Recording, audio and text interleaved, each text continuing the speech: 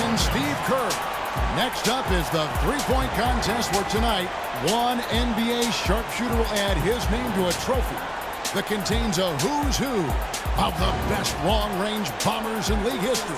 Well, right next to me, I've got somebody who knows a thing or two about winning this event. So tell us what it takes to do just that, Steve. Well, I did win the event once, Clark, in '97, and it really is a matter of finding a rhythm. The game comes so fast, the shots are coming one after the other. You've got to get into a groove, get into a rhythm, and then just let it ride. So it'll be thunder right here. 5 racks, 30 is a perfect score. Remember that the last ball on each rack, the money ball is worth 2. And money ball is the key.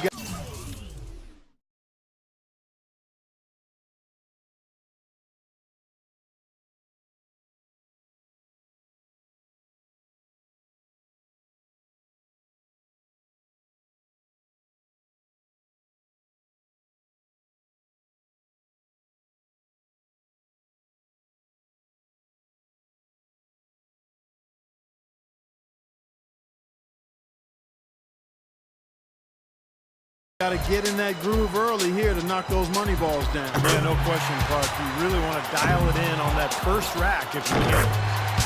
That's 2. 3 down. Money ball, no good. 4 points. 5 points now. Respectable start here.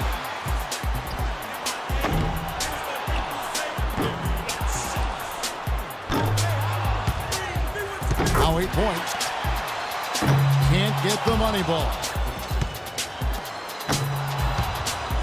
Now 9 points. 10 points on the board. Drains the money ball.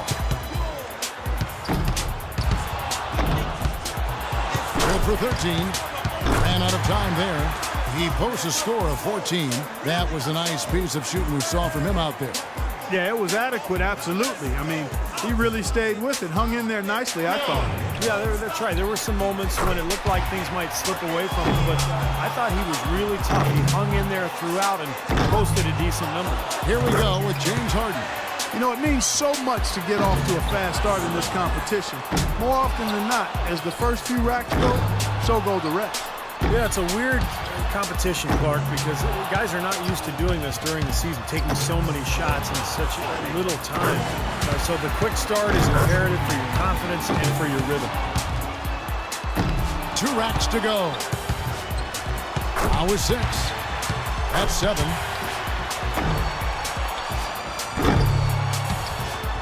One last rack remains. Up to 10 now. 11 points. That gives him 12. His total for the round comes to 12. That's far below what he's capable of doing when he's on his game. Yeah, it seemed like every time he was starting to get into a good rhythm, he just couldn't capitalize on it. He just quickly fall out of his pace. And here we go with Paul George. Drains the money ball.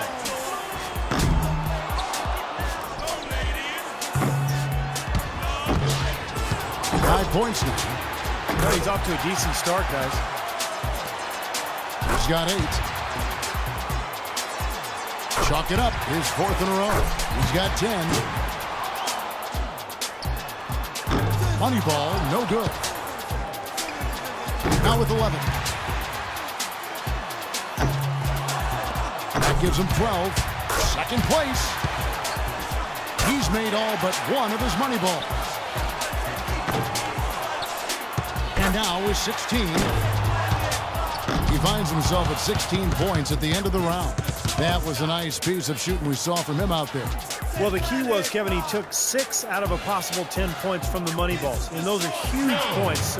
You've got to take advantage of them, and he did. So it'll be Carmelo Anthony here. I'll tell you one thing. If a player doesn't get into a rhythm and start stringing shots together, it's over quickly. Yeah, we talk about that a lot, but what's so important is that, you just can't waste any time. But you've got to get into a groove early and then keep your momentum going and just rattle off one shot after the next. 5 points more to stay in it. 3 racks down, 2 to go. was getting cold. 5 consecutive misses. 5 more points to stay in it. Now he's starting to struggle. One last rack remains. And he's limping to the finish. 3 more points to stay in contention. He barely cracks double digits with 10 points. There was just something off about him in that round. Yeah, he missed a couple in a row early. Then everything looked rushed and hurried. And before we knew it, he'd missed 9 in a row. So it'll be Brad Beal here. Well, Brad Beal, renowned in high school for his outside shooting. He was solid during his freshman season at Florida. But you see the stroke. You know he's going to be an excellent three-point shooter in this league for years to come. He's got to have at least 12 to avoid getting knocked out. The door left open here. He's in good shape. He misses his 4th straight. 7 more points to stay in contention. Now with 6. The young fella, Brad Beal, taking charge here. 5 points more to stay in it. And he's made all 3 money balls. He needs 3 more points. Up to 10 now. Now with 11. Now he's tied for 3rd here. Finishing strong. In the end, it's a 12-point round for him.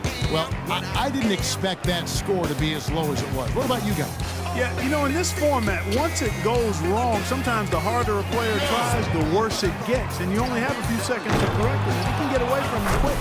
Yeah, that's what makes it so difficult, Clark, because as you said, the time constraints start to play on your mind. You know, you hear that clock ticking in your head, and you force it. And when you force it, there's no way you're going to get into a good groove. And so we'll see Nicholas Batum.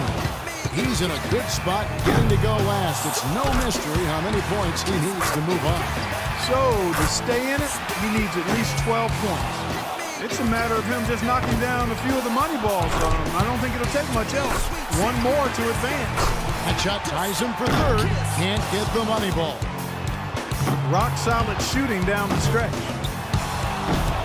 No good with his 4th in a row. Now in 3rd.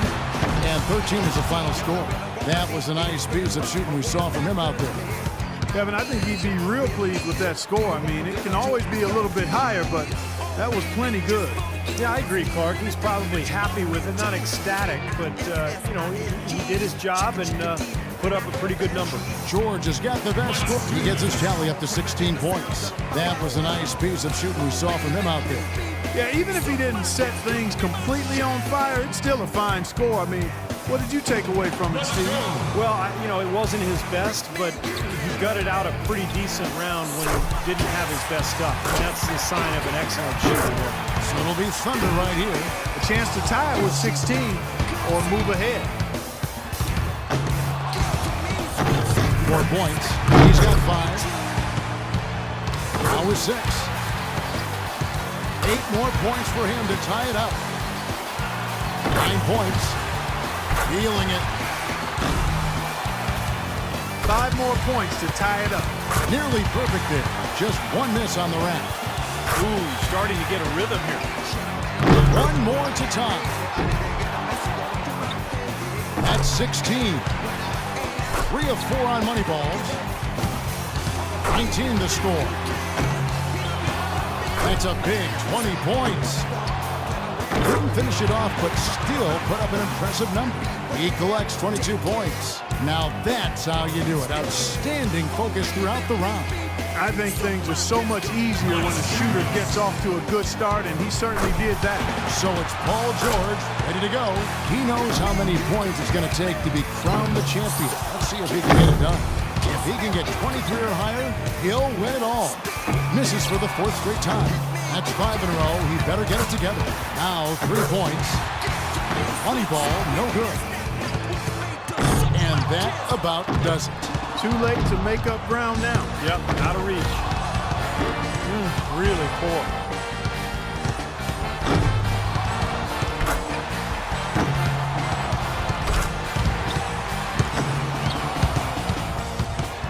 He gets to the 10-point mark for the round.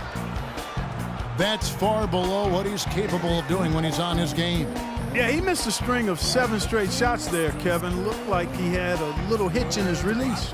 And so that will do it. What a tremendous performance. And of all the great talent assembled here today, a great achievement indeed to take home the three-point contest championship trophy. He was one chill customer out there. He really kept his wits about him the entire way through the contest. And that's the key, Clark. He never got too high, never got too low, just found his groove and took off from there. And from all of us here at 2K Sports, we're thrilled to have brought you this year's three-point contest. This is Kevin Harlan, along with Steve Kerr and Clark Kellogg, saying so long and thanks for watching.